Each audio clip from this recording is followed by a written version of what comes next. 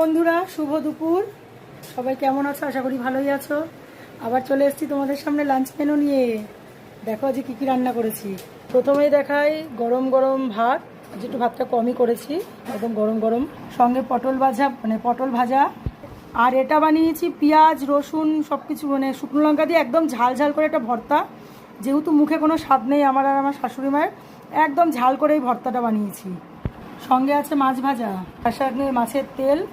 আর কালকের একটু আর মাছ ছিল, এটা বরমশাইয়ের জন্য গরম করে রেখেছি। আর সঙ্গে রয়েছে আনারসের চাটনি। আর আজকে কিন্তু স্প্রাইট নিয়ে এসছে, কোল্ড ড্রিঙ্কস রয়েছে আজকে সঙ্গে। তার সঙ্গে রয়েছে আনারস আর লেবু। কি বলো তো, শরীর থেকে প্রোটিন কমে যাচ্ছে তো, ওই জন্য আজ একটু বেশ প্রোটিন খাবো। আনারস লেবু খাওয়ার পাতে আর কি, শেষ পাতে আর কি। চলো আমরাও খাওয়া দাওয়া সারি, তোমরাও খাওয়া দাওয়া সারো, যেহেতু বেলা অনেকটা হয়ে গেছে।